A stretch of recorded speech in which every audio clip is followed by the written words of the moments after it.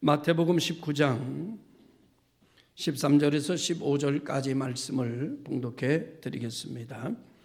그때에 사람들이 예수께서 안수하고 기도해 주심을 바라고 어린 아이들을 데리고 오매 제자들이 꾸짖거늘 예수께서 이르시되 어린 아이들을 용납하고 내게 오는 것을 금하지 말라. 천국이 이런 사람의 것이니라 하시고 그들에게 안수하시고 거기를 떠나시니라. 아멘. 할렐루야. 5월은 푸르구나. 우리들은 잘한다. 어린이날 노래가 생각이 나는, 그리고 푸르름이 온 세상을 덮어가고 있는 그런 계절입니다. 들판에 나가면 이를 모를 꽃들이 가득 피어 있는 것을 보면서 어느새 벌써 이렇게 됐나. 세월은 유수처럼 빠르게 지나가고 있고 세월에 맞춰서 자연의 변화는 여지없이 그대로 나타나고 있습니다. 하나님이 만드신 이 세상이 얼마나 아름다운지 계절이 바뀔 때마다 우리는 느끼게 되고, 그 중에 가장 아름답게 지음받은 존재가 하나님이 보실 때는 인간이라고 하는 존재입니다. 가장 아름답고 사람을 만들어 놓으시고 우리를 보시면서 심히 보기 좋다, 그렇게 하셨던 존재들이 바로 우리들입니다. 사람들에게 하나님께서 만들어주신 공동체가 두 개가 있는데요, 하나는 가정이라는 공동체고요, 또 하나는 교회라고 하는 공동체입니다. 다시 말하면 가정은 교회이고요, 교회는 가정입니다. 이 두 가지의 의미는 같은 의미로 여겨지게 되고, 이 두 교회를 일컬어 식탁 공동체로 모이는 교회이다, 가정이다 라고 말씀을 드릴 수가 있습니다. 우리는 가정 또는 교회 하면 떠오르는 단어들이 몇 가지가 있는데, 그 중에 하나가 선물이라고 하는 단어입니다. 선물을 어디서 제일 먼저 받았을까 생각해 보니까 가정에서 제일 먼저 선물을 받지요. 근데 가정에서 선물을 받는 것은 당연하다 여겨지기 때문에 그렇게 별로 기억나는 게 많지가 않습니다. 그런데 우리가 교회 하면 또 생각나는 게 있는데, 그것도 또 선물이라는 단어지요. 근데 교회에서 받았던 선물은 굉장히 많이 기억이 납니다. 제 어렸을 때 봐도 교회를 다니지 않다가 성탄절이 되어서 교회 가자 해가지고 여러 명이 그저 휩싸여서 교회를 갔는데, 성탄절이라고 해서 그 빵을 하나 주더라고요. 제가 기억하는 걸로는 카스테라예요. 세상에 집에서 어머니가 만들어주는 빵떡이나 먹어봤고, 그저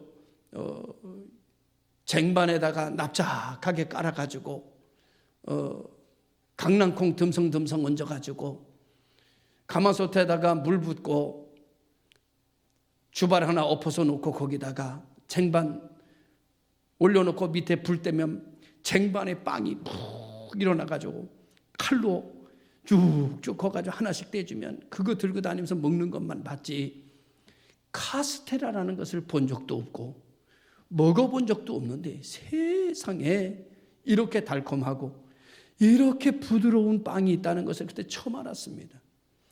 인생을 지금까지 반백년 넘게 살면서 한 번도 잊어보지 못한 것은 교회에서 받아 먹어봤던 카스테라 빵입니다. 교회를 다니다가 다니지 않는 사람들을 만나게 됐을 때 교회 다닐 때 기억나는 게 뭐냐 그러면 다 교회에서 받은 선물, 성탄절에 받았던 선물, 절기에 받았던 선물, 교회 가면 먹어봤던 간식, 집에서는 구경도 하지 못하던 것이 교회는 있어서 선생님들을 통해서 그 간식이 주어질 때가 되면 한 줄로 쭉 서가지고 간식을 받던 그날이 기억이 되고, 분반 공부하면서 분반 공부 잘하면은 간식 잘 준다고 먼저 준다고 해서 분반 공부 잘 듣던 그런 생각이 나고, 어렸던 시절에 여러 가지 추억이 있지만 교회를 가서 만들어졌던 추억은 평생 잊어지지 않는 선물에 대한 추억이라고 하는 사실입니다. 이 추억 때문에 다시 하나님의 교회로 돌아오는 이들도 많고, 하나님의 교회 생각하면 좋은 이미지로 남겨져 있는 것이 바로 이 선물이라고 하는, 간식이라고 하는 추억이 되지 않을까라는 생각을 해보게 됩니다. 선물을 받은 기억, 참 아름다운 기억이지요. 선물은 누구에게 주는가 하면은 귀한 사람에게 줍니다. 선물은 어떤 사람에게 주는가 하면은 사랑하는 사람에게 선물을 줍니다. 선물은 감사한 사람에게 건네는 것이고 또 친한 사람에게 건네주는 것입니다.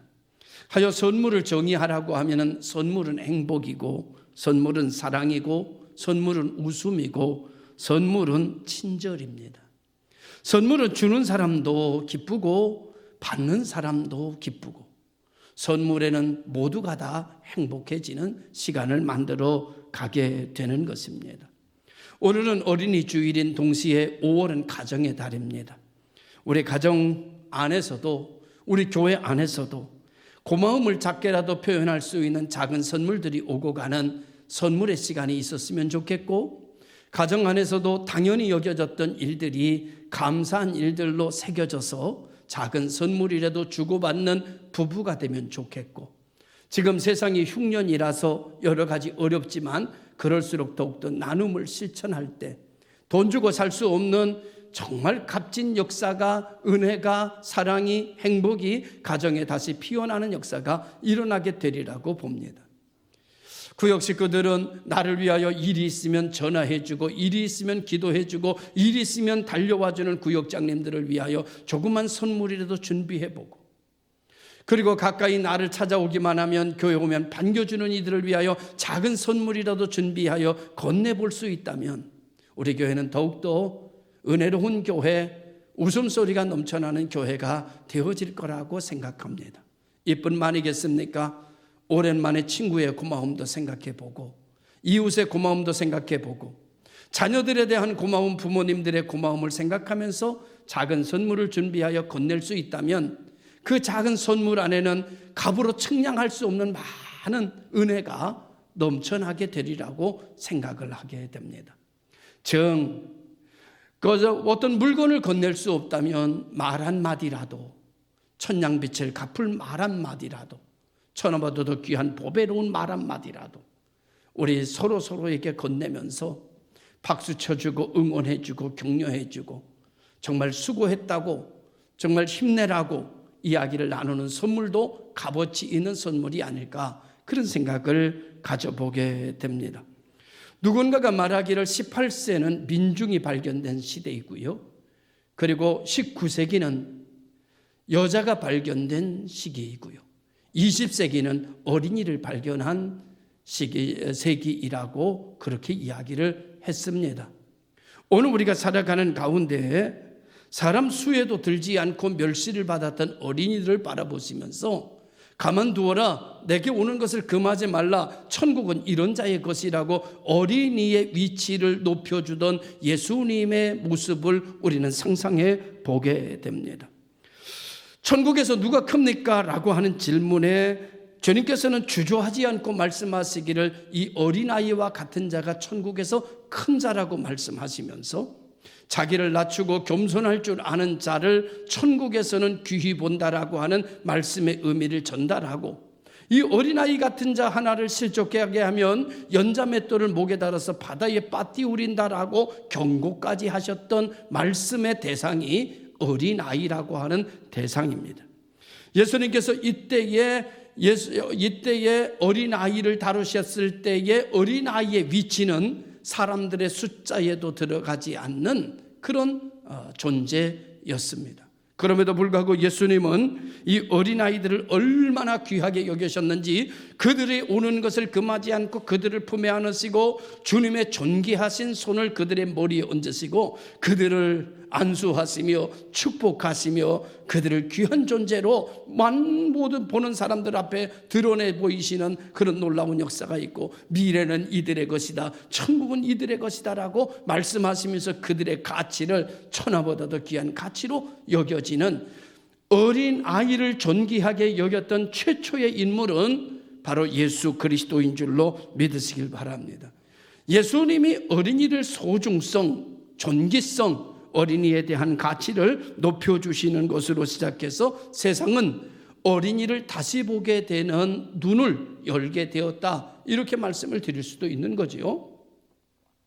그럼 이런 어린이 주일을 맞이해서 오늘 우리는 어린이들에게 어떠한 선물을 줄 수 있으며 어린이들에게는 어떠한 것이 진정한 선물이 될 수 있을까라고 생각해 보면서 첫 번째로 진정한 어린아이들에게 선물은 하나님의 말씀이다, 이렇게 생각합니다. 하나님의 말씀. 신명기 6장 6절에 보면 오늘날 내가 내게 명하는 이 말씀을 너는 마음에 새기고 7절에 말하기를 내 자녀에게 부지런히 가르치며 집에 앉았을 때에든지 길에 행할 때에든지 누웠을 때에든지 일어날 때에든지 이 말씀을 강론할 것이며, 이렇게 기록하고 있습니다. 하나님의 말씀으로의 양육을 이야기하셨어요.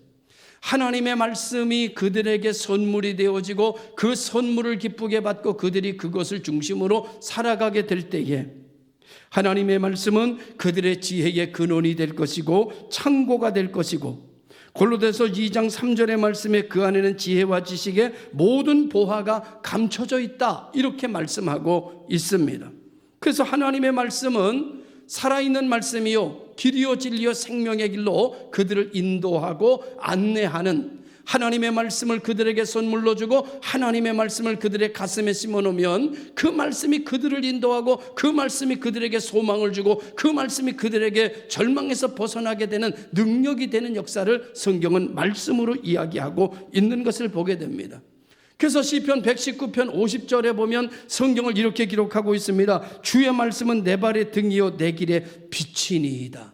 뿐만 아니라 교육의 지침서가 되기 위해서 디모데후서 3장 16절에는 뭐라고 말하는가 하면 모든 성경은 하나님의 감동으로 된 것으로 교훈과 책망과 바르게 함과 의로 교육하기에 유익하니, 이렇게 기록하고 있는 것을 보게 됩니다. 그러니까 선물 중에 가장 귀한 선물이 뭐냐고 하면 하나님의 말씀 선물입니다. 오늘 우리가 하나님의 말씀을 선물로 그들에게 줄 수 있는 부모가 되시기를 바라고, 할아버지 할머니가 되시기를 바라고, 형제들이 되시기를 주님의 이름으로 축원합니다. 이 좋은 말씀을 선물로 줬던 사람의 예를 들면은 모세의 엄마, 하나님의 말씀을 가르칠 수도 없고 하나님의 말씀을 선물로 줄 수도 없는 그런 환경 속에서 그는 때를 얻든지 못 얻든지 힘써서 하나님의 말씀으로 모세를 양육하는 것을 보게 됩니다. 결국 모세는 바로의 공주와 바로와 낙을 누리는 것을 원하지 아니하고 하나님의 뜻을 행하는 대로 나아가게 됐고, 그는 오늘날도 우리 신앙의 본이 되는 자로, 추앙되는 자로 오늘도 일컬음을 받고 있는 것을 보게 됩니다. 또한 여러분, 그 신앙의 말씀으로 선물을 줬던 사람 중에 중세시대의 한 사람은 어거스틴의 어머니입니다. 어거스틴의 어머니는 어거스틴이 20세도 되기도 전에 방탕한 아들로 여러분 세속화되어지고, 제가 알기로는 20세도 되기 전에 한 여인에게 임신을 시키고, 이런 방탕한 사람이었던 이 아들을 기도와 하나님의 말씀으로 성 어거스틴으로 바꿔내는 어머니였습니다. 역사 속에서 한 사람을 더 찾아본다라고 하면은 그것은 에브라함 링컨의 어머니입니다. 링컨의 어머니는 아무것도 가진 것이 없었고, 어린 아들인 링컨을 세상에 두면서 세상을 떠나야 하고 죽음을 맞이하게 될 때 링컨의 손에 다 낡은 자기가 보던 성경책 하나 남겨놓고 갔습니다.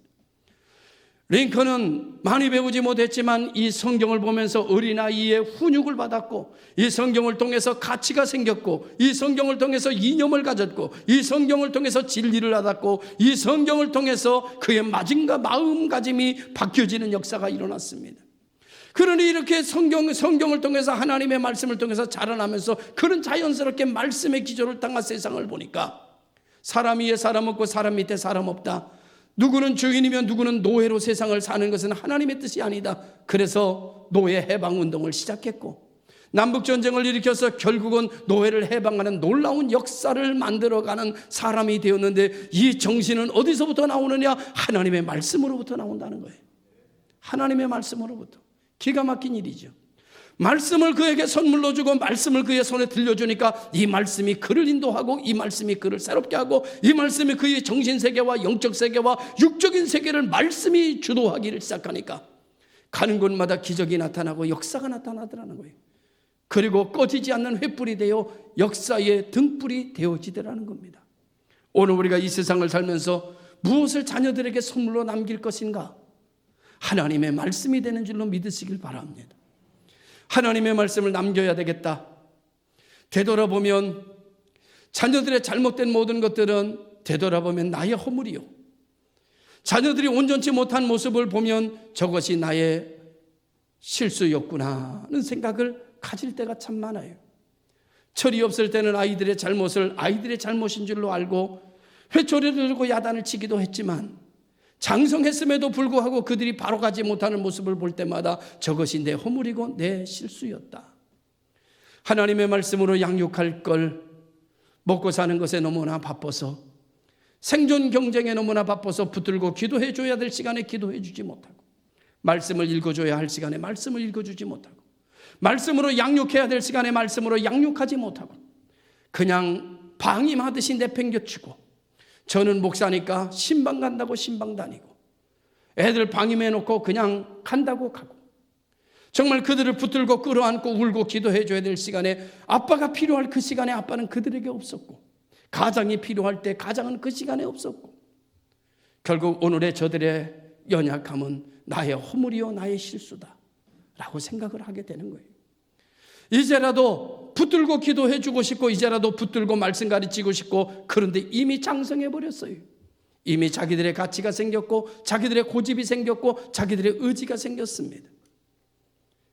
가만히 생각해 보니까 어떻게 해야지 생각해 보니까 아빠를 처음 해보는 거라서 아마추어 아빠였어요.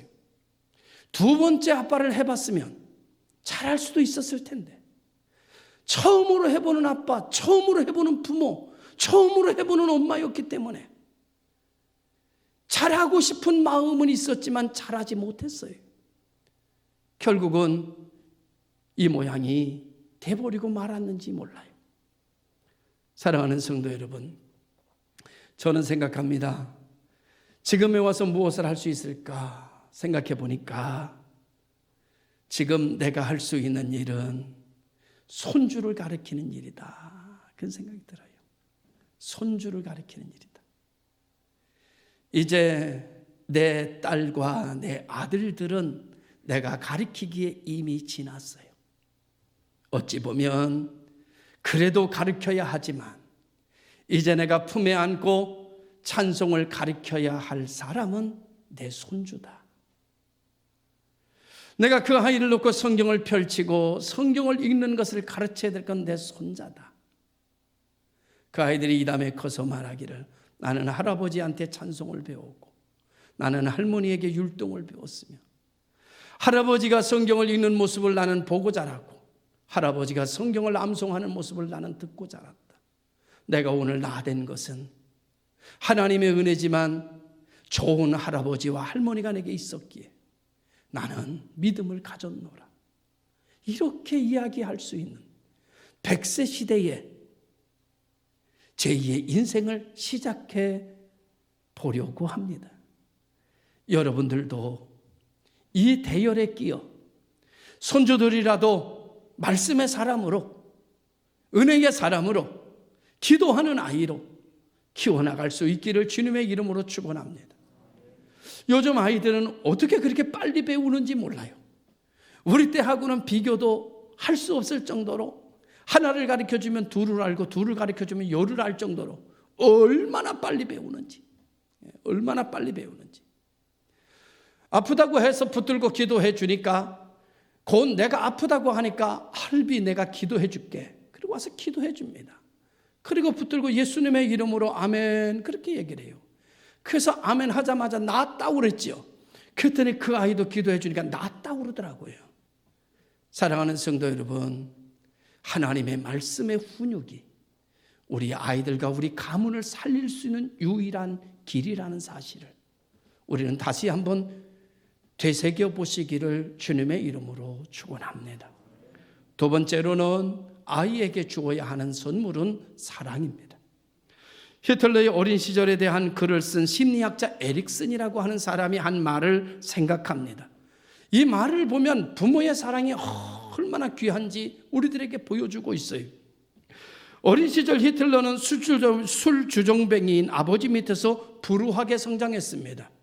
그의 어머니는 아버지보다 23세가 어려요. 아버지가 술 잡수고 오시면 어머니도 때리고 아들도 때려요. 그러면 이 어머니는 아들을 품에 안고 대신 맞습니다. 그리고 데려가서 헛간 같은 데서 이 히틀러를 갖다가 양육하는 거예요. 그런데 히틀러가 이런 어머니의 감싸주는 기억 속에서, 아버지의 매질 속에서 성장한 이후에 그의 정신세계는 이렇게 바뀌어지게 됩니다. 아버지에 대한 증오는 전쟁의 욕구로 바뀌었다. 이게 심리학자들의 연구 결과입니다. 그 어머니의 사랑은 조국애로 바뀌었다. 그러나 그의 정신세계는 비정상적인 상태로 성장했다. 그가 저지른 엄청난 전쟁은 어린 시절과 무관하지 않다. 이 말씀을 준비하면서 가정의 달을 맞이한 성도 여러분, 우리는 지금까지 인생을 살아가면서 각자 다른 환경 속에서 만났고 다른 가치관을 가지고 만났습니다. 부부가 그렇고 목사와 성도가 그렇고 성도와 성도의 사이가 그렇습니다. 우리는 서로 자기의 세계관을 가지고 이해하려 했고 이해되지 않는 것으로 괄목했고, 그리고 서로 우리는 비난하고 서로는 상처를 주고 상처를 받는 관계로 살아왔습니다. 30년 40년 부부로 인생을 살다 보니 겉은 부부이지만 속에는 서로가 준 상처 때문에 원한이 서려 있고 미움과 증오가, 그리고 낙심과 절망이 가슴속에 남아 있습니다. 아내는 남편을, 남편은 아내를, 목사는 교우를, 교우들은 목사를 원망의 대상으로 새겨놓고 있는지 모르겠습니다. 생각해 보니까 이것은 이해 부족이요, 서로의 배려의 부족입니다. 소리를 지르고 들어와서 밥상을 엎어버리는 남편이 불쌍하지 않았습니다. 그러나 그는 사랑하는 방법을 몰랐고 자기 마음을 어떻게 표현하는 것을 배우지 못했고, 그리고 절제하며 사는 것을 그는 배우지 못했습니다.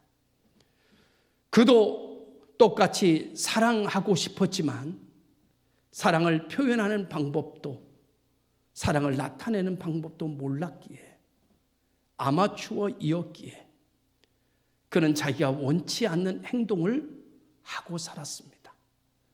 그는 다음부터는 이러지 말아야지 속상해하고 가슴을 쳤지만 또 그런 환경이 맞이하면 여지없이 훈련받지 못한 사람이기에 옛날의 모습을 그대로 재현하곤 했습니다. 이런 일이 반복되므로 서로의 관계는 함께 있으나 함께 있지 않는 관계로 바뀌어져 버리고 말았지요. 사실은 생각해 보면 가장 큰 피해자는 사랑하지만 사랑하는 것을 배우지 못한 그 사람의 인생입니다. 다정하게 다감하게 다정다감하게 이야기해주고 맞이해주기를 그런 아내를 원하지만 그 아내도 남편을 사랑하고 다정다감하게 이야기해주고 애교도 부리고 하고 싶지만 그런 것을 본 적도, 그런 것을 배운 적도, 훈련한 적도 없기에 마음과는 다르게 퉁명스러운 말을 던져버리고 끝내버리는 그 분도, 그 아내도 사실의 마음은 사랑입니다. 나타난 것은 아픔이고 나타난 것은 서로가 힘들게 한 모습이었지만, 그러나 그 속에 있는 것은 그도 사랑이라는 것이에요. 우리가 좀 더 그 인생을 불쌍히 여기고 사랑받고 자라지 못한, 보지 못하고 자란, 그럴 수밖에 없는 환경 속에서 자라면서 그런 모습으로 성장한 그 사람을 가슴에 다시 한번 안아줄 수 있다면 그는 그 가슴 속에서, 그 사랑 속에서, 그 이해함 속에서 다시 한번 거듭나는 인생이 되어질 것입니다. 이제 끝났다. 이제는 우리는 더 이상 길이 없다. 그렇게 생각하지 말고 다시 한번 품을 열어 서로를 이해하고 서로를 불쌍히 여기고 서로를 쓰다듬어 내려줘야 그는 그 품 속에서 다시 한번 거듭나고 새로워지는 인생으로 살아가게 될 것입니다. 이해의 차이고 서로 배려의 차이가 아닌가라는 생각합니다. 사랑했잖아요. 지금도 사랑하고 있습니다. 사람들이 생각합니다. 이제는 사랑하고 있지 않느냐고. 저에게 물은다면 지금 저는 사랑하고 있습니다. 제 마음 중심엔 사랑이 넘쳐나고 있습니다. 그러나 저도 처음 살아보는 인생이기에 이 사랑을 어떻게 표현하는지, 이 사랑을 어떻게 이 사랑으로 대해야 되는지 잘 배우지 못했기에 오히려 사랑이 상처가 되곤 했을 때가 많습니다. 오늘 우리 성도 여러분, 어버이 주일 이제 곧 돌아옵니다. 부부의 날 곧 돌아옵니다. 오늘은 가정의 달을 맞습니다. 서운했던 거, 섭섭했던 거, 가장 큰 피해자는 내가 아니라 그 사람의 인생입니다. 서로 이해하고 보듬어 안고 그 사람을 불쌍히 여기고 다시 한번 그에게 내 손을 내미는 그런 부부가 되기 바라고, 목사와 성도가 되기 바라고, 회사의 사원이 되기 바라고, 그리고 친구의 관계가 되시기를 주님의 이름으로 부탁을 드립니다. 사랑을 받는 사람이 사랑을 줄 수 있다는 것은 너무나 평범한 진리입니다. 부모는 사랑을 자녀들에게 주므로 자녀가 사랑 속에서 성장하도록 도와줘야 하고, 이제 부모 자식은, 장성한 자식은 부모가 왜 그랬는지를 이해할 수 있는 자녀들이 되어야 됩니다. 나이를 먹고 나니까 아버지가 이해가 되었습니다. 왜 그렇게 사셨는지. 나이를 먹고 나니까, 먹어가니까 어머니가 이해가 됐습니다. 어머니가 왜 그렇게 매질을 하셨는지. 품에 안고 오히려 다른 방법도 있었을 텐데 어머니는 회초리를 드는 방법으로 훈육을 하셨습니다. 이해가 잘 되지 않았지요. 왜 이렇게만 해야 되는지 이해할 수가 없었습니다. 그렇지만 세월이 지나고 나니 그 방법밖에는 배우지 못한 어머니였기에, 그 방법밖에는 알지 못했기 때문에 그 매는 사랑이었고 어머니의 관심이었고 어머니의 마음이었고 자식을 향한 어머니의 소망이었습니다. 하나님은 외모를 보지 않으시고 중심을 보신다고 그래요. 하나님 닮은 여러분과 저,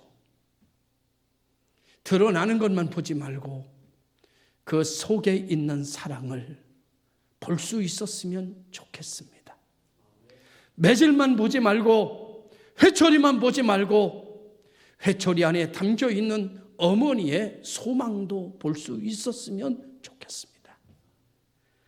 우리가 자녀들에게 줄 수 있는 선물은 사랑입니다.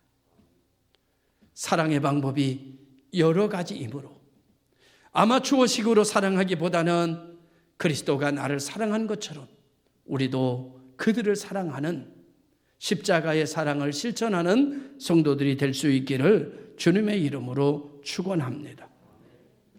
요한복음 13장 34절에 주님 말씀하시기를 새 계명을 너희에게 주노니 내가 너희를 사랑한 것처럼 너희도 서로 사랑하라. 오늘 우리 교회에 나와 있는 이 성도들 보니까 거목 같아요. 거목. 고난이 있는 가운데서도 코로나19라고 하는 어려움이 있는데도, 오늘 이렇게 아직 모든 것이 끝나지 않았는데도 하나님의 전전에 나와 거리 간격을 유지하고 하나님 앞에 예배드리는 모습을 보니까 큰 나무 같아요. 이것이 바로 거목이다. 여러분, 초목이 자라서 중목이 되고 중목이 자라서 거목이 됩니다. 거목은 곧 노목이 될 거예요. 오늘 우리가 이 세상 살아가면서 사랑을 실천하며 고목이 되어가는 성도들이 되기를 바라고, 뒤안길을 되돌아보면 후회보다는 추억거리가 많고 후회보다는 미소 짓는 일들이 많아지도록 오늘의 삶을 만들어가는 중년의 삶, 아니면 청년의 삶, 아니면 장년의 삶을 만들어 갈 수 있기를 주님의 이름으로 부탁합니다. 마지막 세 번째 말씀입니다. 어린이들의 심령은 옥토입니다. 뿌리는 대로 거두고 심는 대로 납니다. 부모가 본을 보이는 것만큼 더 좋은 씨앗은 없습니다. 아이들 앞에서 성경을 읽는 모습을 보여주는 것, 아이들 앞에서 조용히 기도하는 모습을 보여주는 것, 아이 앞에서 예수님으로 인하여 기뻐하고 즐거워하는 그 모습을 보여주는 것은 그 무엇보다도 좋은 사랑입니다. 아이들 앞에서 서로 사랑하는 모습을, 서로 존중하는 모습을 보여주는 것은 더 없는 좋은 씨를 뿌리는 것과 같습니다. 아이들은 하나를 가리키면 둘을 깨달아 갑니다. 너무너무 신기한 일이 있었습니다. 손주를 보다 보니까 너무 신기한 일. 우리 아이가 밥을 먹는데 자꾸 엉덩이를 들었다 놨다 들었다 놨다 자꾸 일어났다 앉았다 일어났다 앉았다, 불안하기 짝이 없어요. 밥을 먹는 게 먹는 것 같지가 않아요. 그래가지고 똑바로 좀 앉아서 먹어 그랬더니 하는 말이, 나를 쓱 쳐다보더니 하는 말이, 할아버지 나 지금 운동하는 거야. 아니, 운동하는 거라고 누가 가르쳤어요? 요즘 아이들은 3살적 버릇 8가지 간다는데 3살 때부터 인기응변을 배워요. 내가 아무리 봐도 우리 손녀는 천재다. 할아버지 할머니마다 다 그렇게 생각한답니다. 그때 가장 모든 것이 뛰어나게 성장하는 때라고 그래요. 바로 그때 말씀을 심어야 하고, 바로 그때 3살적 버릇 80까지 가는 그때 사랑을 심어야 하고, 그때 내가 그의 본이 되어 심겨질 수 있는 자리에 있어야 합니다. 다시 한번 말씀드릴게요. 내 딸은, 내 자식은 처음이라 실수 많이 키웠지만 내 손주는 실수 없이 키웁시다. 내 손주는 잘 양육하십시다. 그래서 그들이 이 다음에 세월이 지나고 난 이후에 고백하기를, 나는 할아버지로부터 신앙을 배웠고 나는 할머니로부터 찬송과 율동을 배웠다. 성경을 읽을 때마다 할아버지가 생각이 나고 할머니가 생각날 수 있는 이 시대에, 100세 시대에 사는 제2의 인생을 손주에게 투자하는 어린이날에 할아버지 할머니가 되시기를 바라고, 할아버지 할머니가 되기에 아직 먼 사람들은 우리처럼 자녀 교육에 여러 가지 허물을 남기지 말고 지금부터라도 하나님의 말씀을 잘 심고 아이들에게 사랑을 심어서 그 아이들이 옥토에서 자란 나무처럼 큰 거목들로 만들어가는 부모들이 되시기를 주님의 이름으로 축원합니다. 기도하겠습니다. 울며 씨를 뿌리러 나가는 자는 정녕 기쁨으로 그 단을 가지고 돌아오리로다. 양육은 힘이 듭니다. 어렵습니다. 그러나 믿음으로 낙심하지 말고 뿌리다 보면 군락이 되고 온 산이 내가 뿌린 씨로 가득 채워지는 역사를 볼 줄로 믿습니다. 슬퍼하며 심히 애탈지라도 이 길을 가게 하시고 이 길에 있게 하시고 이 길로 살게 하여 주옵소서. 하나님께 영광, 하나님께 큰 기쁨이 되는 하나님의 은혜가 내 삶 속에 꽃이 되고 열매가 되어 수많은 사람들에게 길이 되고 진리가 되는 이 삶을 허락해 주옵소서.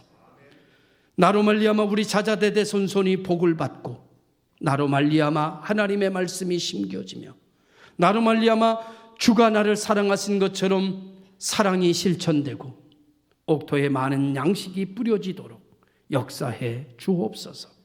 예수님의 이름으로 축복하며 기도드리옵나이다. 아멘. 560장 찬송입니다.